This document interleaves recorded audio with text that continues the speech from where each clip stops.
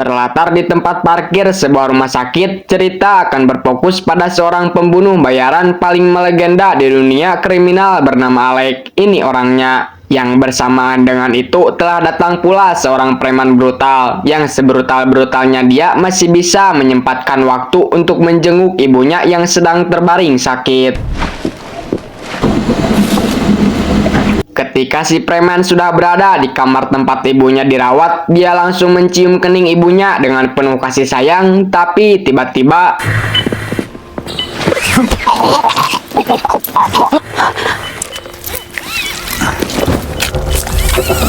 ya, dari sini diketahui bahwa Alex ternyata sedang dalam sebuah misi pembunuhan yang ketika sudah selesai melaporkan hasil pekerjaannya, dia pun lantas mencari kunci mobil yang entah kenapa ia bisa lupa telah menyimpan kunci itu di dalam saku bajunya sendiri. Sementara di tempat lain, kita akan diperkenalkan pada seorang agen FBI bernama Vincent, tidak pakai rompis, tidak pakai desta, ini orangnya. Dia tengah melakukan penyamaran sebagai seorang pelanggan untuk mengungkap kasus eksploitasi anak di bawah umur. Yang ironisnya, si pelaku sendiri sampai hati melibatkan putri kandungnya dalam bisnis haram tersebut.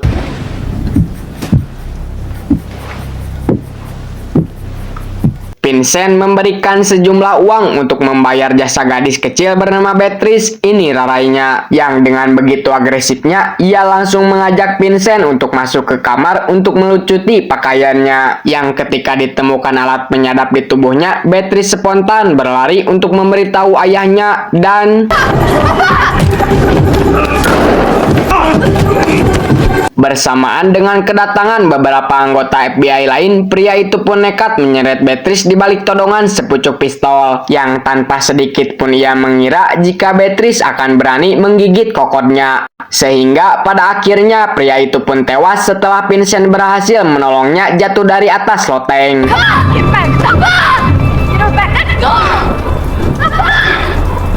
Selama 11 bulan melakukan investigasi kasus bukanlah hal yang mudah bagi Vincent, terlebih jika dihadapkan dengan resiko seperti ini. Namun dibalik itu, semua atasannya yang bernama Gerald justru menganggap hanya sia-sia saja. Selain karena target utama yang telah terbunuh, Gerald juga memastikan bahwa kesaksian Beatrice tak cukup untuk membuktikan kebenaran kasus tersebut.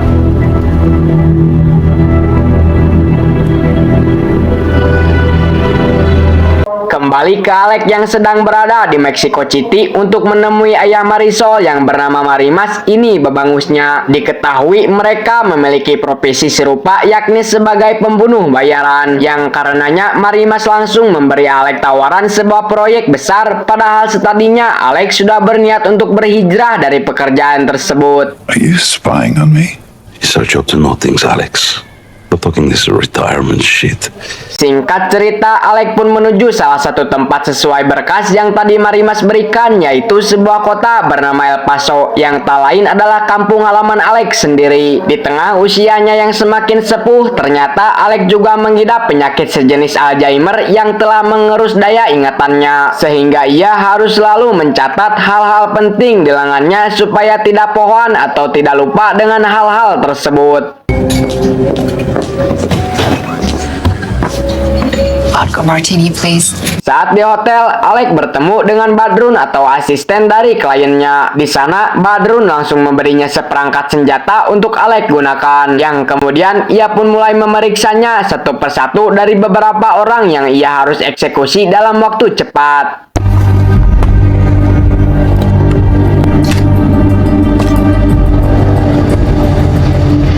Beralih ke tempat lain di mana Vincent menemui Beatrice, yang karena trauma dari kejadian tempo hari, ia nampak masih sangat membencinya. Kendati demikian, Vincent yakin jika Beatrice punya banyak informasi seputar sepak terjang kejahatan ayahnya, yang untuk menjaga agar dia tetap aman, maka Vincent berencana agar segera melimpahkannya ke lembaga perlindungan saksi.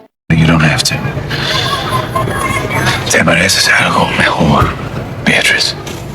Kembali ke Alex yang sudah berada di kediaman target pertama. Saat masuk dia langsung menodongkan pistol tepat di kepala si target serta mendesak dia agar segera menyerahkan sebuah flash disk yang telah diamankan dalam berangkas perhiasan. Ya, meski sempat melakukan perlawanan, Alex berhasil mengatasi masalah tersebut dengan cara melenyapkan nyawa si target sekaligus berhasil mendapatkan flash disk yang dimaksud. Singkat waktu, Vincent dengan ditemani satu rekannya yang bernama Linda resmi memindahkan Beatrice ke sebuah panti tempat khusus penampungan anak yang tanpa disadari bahwa rupanya Alex sedang mengawasi perjalanan mereka karena ternyata Beatrice adalah target kedua yang harus dibunuhnya. Malam harinya, Alex terlihat kembali mendatangi panti tersebut. Namun ketika mengetahui jika target keduanya ini adalah seorang anak di bawah umur, maka Alex pun mengurungkan niatnya dan membiarkan Beatrice tetap hidup. Keesokan harinya, Alex langsung memarahi Badrun karena dianggap telah bermain-main dengan mentargetkan seorang anak di bawah umur yang selama puluhan tahun menggeluti karir sebagai pembunuh bayaran. Alex memiliki aturan tersendiri untuk tidak membunuh wanita atau anak kecil. Tak hanya itu, Alex sepertinya mulai menggendus skenario yang dijalankan kliennya sehingga dengan jaminan flash disk tersebut, Alex mendesak Badrun untuk segera membatalkan kontraknya, bahkan mengancam akan menghabisinya jika terjadi sesuatu kepada Beatrice. The girl stays alive. You're answerable to me, asshole. Sementara itu, kita akan dibawa ke sebuah lokasi ketika sosok wanita tengah melengak-melengok menuju kantornya. Dia bernama Dapana, seorang pejabat petinggi negara yang dari percakapan skipnya dengan Badrun bisa dipastikan bahwa dialah dalang dari otak utama di balik misi pembunuhan yang sedang dijalankan oleh Alex saat ini. I thought I was clear, never on the office number. Sebagai pejabat tinggi negara dengan deretan catatan hitam yang terselubung, Dapana jelas terlihat khawatir atas apa yang saat itu Badrun laporkan terkait flashdisknya. Sebab andai saja dokumen di dalamnya sampai terekspor di media, maka reputasi jabatan yang dijadikan kedok selama ini pun terancam akan ikut tercemar juga. About the girl, about me. I'll handle it. And don't call me again. Beralih ke sebuah bar ketika pria mabuk tengah berusaha menggoda seorang wanoja untuk menyerahkan mahkota kehormatannya, di mana Alex yang kebetulan berada di sana pun langsung menghampiri pria tersebut dan berhasil membuatnya pergi sampai kuku lutut. Please and get the fuck out of here.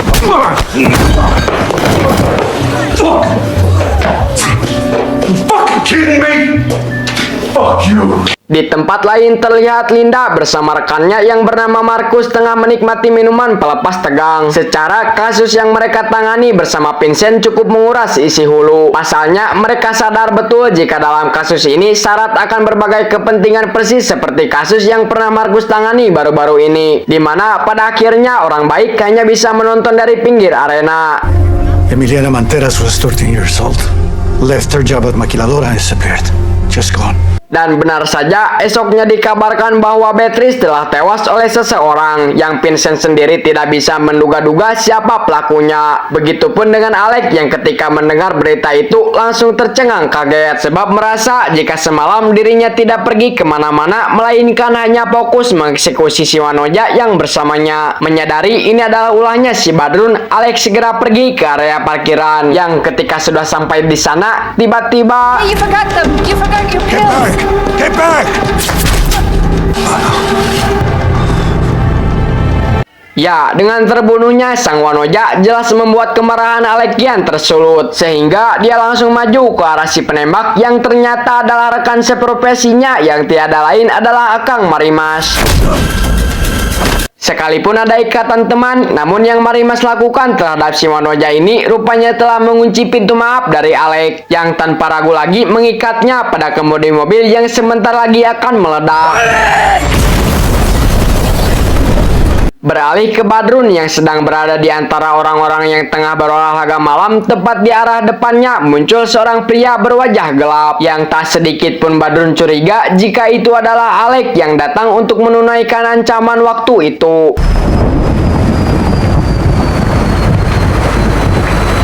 Dari sini mulai terbaca bahwasannya Alex memutuskan untuk berubah duluan. Itulah kenapa ia kemudian mendatangi rumah lamanya yang kini sudah berubah menjadi sarang Japati, di mana ia merasa penasaran dengan flashdisknya yang ternyata berisi sebuah ancaman serius dari Dapana terhadap si pemilik flashdisk tersebut. Selain itu juga ditemukan sebuah rekaman perbuatan tak senonoh yang dilakukan seorang pria terhadap Beatrice, yang dari sepintas saja Alex sudah bisa menyimpulkan bahwa tujuan Dapana membayar mahal dirinya adalah demi menutupi semua kejahatannya saat ini. Kembali ke lokasi penembakan Badrun tadi, di mana dengan semakin rumitnya kasus ini, akhirnya Geralt meminta agar Vincent dan kedua rekannya melakukan yang semestinya dia lakukan. Yang dalam hal ini, Vincent bersama Marcus mendatangi istri Badrun hingga didapatkan informasi keterkaitan suaminya dengan pria bernama Wendy yang tak lain adalah putra dari Dapana. Thanks for your help, Mrs. Borden. If you need anything, just give us a call. Sementara itu, Wendy nampak sangat ketakutan bahwa dengan tewasnya Badrun berarti sebentar lagi posisi mereka akan segera ditemukan. Namun dengan jiwa keibuannya, Dapana berusaha membuat Wendy tetap tenang dan menyuruhnya untuk pergi ke luar negeri setelah mengadakan pesta esok malam. You need to help Randy. I'm sorry. Di saat yang sama, Vincent mendapatkan telepon dari seseorang yang mengatasnamakan dirinya sebagai David Marshall. Dari pengakuannya, Vincent yakin jika ia adalah pelaku penembakan terhadap Badrun, karena ternyata orang yang sedang berbicara dengannya yang tak lain adalah Alex. The girl, Beatrice. Mengetahui posisi Alex berada tepat di taman depan kantornya, spontan Vincent dan Linda berlari menuju arahnya. Akan tetapi, begitu mereka sampai di sana, Alex sudah menghilang entah kemana. Now we've been getting pushed back on the trafficking every step of the way. Now I think he's taken out the traffickers that we couldn't. Muncullah nama David Marshall menjadi masalah baru bagi Vincent CS. Maka dari itu, Marcus kembali ditugaskan untuk menemui istri Badrun mengenai orang tersebut. Namun yang didapatkannya di sini justru informasi yang jauh lebih penting, yakni soal keterkaitan Badrun dengan seorang pejabat Mexico City bernama Dapana yang kita tahu dialah otak dari semua kejahatan ini. Ivana Sealman. That's why I didn't say anything.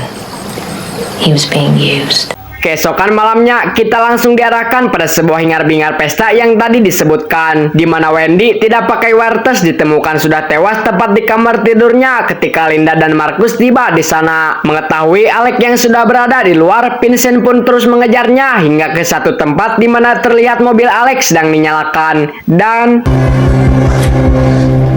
Put it down.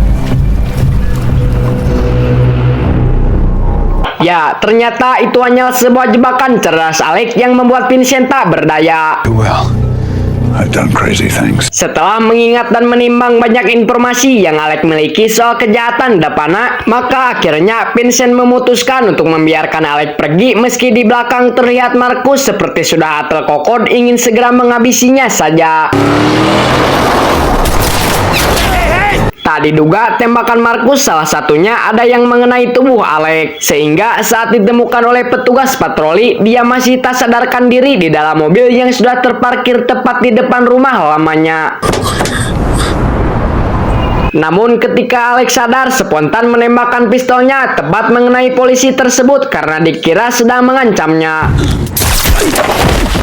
Dari informasi yang didapatkan, kemudian Linda mengungkapkan dokumen tentang profil Alex yang sebenarnya, di mana watak kriminal dia memang sudah terlihat sejak usia remaja, sehingga tak heran jika di usia senja ia dikenal sangat melegenda meski memiliki riwayat penyakit Alzheimer yang dideritanya saat ini. Want me to warrant the bakery? Definitely. Vincent berpikir bahwa tak ada lagi orang yang bisa terhubung dengan Dapana kecuali Alex. Sementara di alamat rumahnya, Marcus tak menemukan apapun kecuali hanya sarang Japati saja. Mendengar kata Japati, Linda sontak teringat jika petugas yang terbunuh semalam ditemukan di depan rumah yang banyak podol Japatinya. The place is full of them. The lab report on the Bronco. The one with the patrolman got killed. Setelah dipastikan bahwa Alex masih berada di tempat tersebut, maka pada malam harinya Vincent langsung membawa pasukan untuk melakukan penggerebekan. Tapi di sisi lain, Alex yang sudah mengetahui kedatangan mereka pun dengan santainya melanggang pergi melalui pintu belakang. Sementara di tempat lain, puluhan personil polisi di bawah pimpinan Denny terkesan lebih peduli dengan keadaan Dapana yang masih dalam suasana berkabung. Yang tak lama terdengar suara sirene mobil patroli yang pastinya dilakukan oleh Alex, sehingga dia bisa masuk dengan mudah ke dalam ruang pribadi Dapana. You, get back. Ketika Dapana benar-benar pasrah dengan kemarahan Alex, tiba-tiba saja pistolnya mengalami macet, sehingga Denny dengan mudah cepat menghantam kepala Alex hingga jatuh tak sadarkan diri. Alex pun dibawa ke kantor FBI untuk mendapatkan perawatan setelah sempat dilakukan penyiksaan oleh Denny, yang ketika dirinya sedang tertidur, muncullah seorang dokter yang merupakan orang suruhan Dapana yang ditugaskan untuk menyuntikkan racun pada selang infusnya, tapi tiba-tiba Alcohol swab. ya, dalam waktu singkat, situasi di sekitar kantor FBI berubah menjadi darurat, bahkan unit dari pasukan SWAT pun terpaksa dikerahkan. Menyusul adanya informasi bahwa Alex telah menyandra dokter suruhan Dapana demi untuk bisa berbincang langsung dengan Vincent. To talk to you. Tak menunggu lama, tim penembak jitu disiapkan untuk mengawal Vincent yang sudah mulai bergerak menuju pintu depan kantor. Yang tanpa diduga, rupanya mereka semua telah disetting untuk menembak Alex dan... Setelah berhasil mengecoh para petugas, Alex terlihat sudah berada dekat Vincent untuk memberitahu sebuah kata, yaitu Barry. Entah apa maksud dari kata Barry tersebut, tetapi Alex yang sudah tidak memiliki kesempatan untuk selamat pun memutuskan untuk keluar dari mobil dan tewas saat itu juga. Alex. Alex. Alex!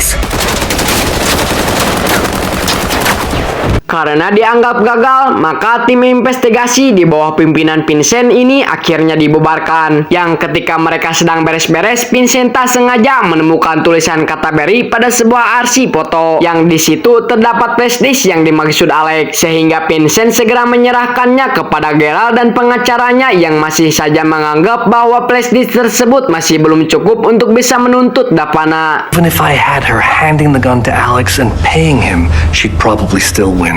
Dengan fakta bahwa atasannya tidak bisa diandalkan dan sepertinya seolah memihak kepada Dapana, Vincent pun memilih untuk mengambil solusi alternatif demi bisa menegakkan keadilan, yaitu dengan membunuh Dapana menggunakan tangan atau kokotnya sendiri.